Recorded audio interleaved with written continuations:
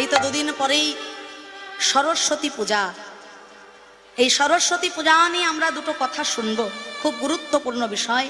সৃষ্টিকর্তা ব্রহ্মার সন্তান কন্যা দেবী সরস্বতী। এই তো দুদিন পরে সরস্বতী পুজো, নাকি গো মায়েরা? আচ্ছা, একটি কথা আমি বলবো, আমরা যখন দুর্গা পুজো করি, দুর্গা মাতা সপরিবারে মর্তধামে আসেন, ভক্তের পূজা পান, সঙ্গে আসেন লক্ষ্মী সরস্বতী, তাই তো? লক্ষ্মী সরস্বতী দুর্গার কে হন গো? হ্যাঁ, লক্ষ্মী সরস্বতী দুর্গা দেবীর কে হন? মেয়ে, কন্যা। কি বাবারা কি বলছেন? লক্ষ্মী সরস্বতী দুর্গার এই জায়গাগুলো আমাদের একটু ভালো করে জানতে হবে বাবা।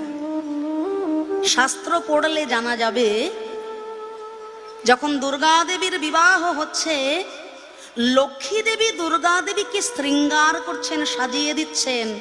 সরস্বতী মা ওই বিবাহের এও কাজ করছে, স্ত্রী আচার করছে বিবাহের জন্য।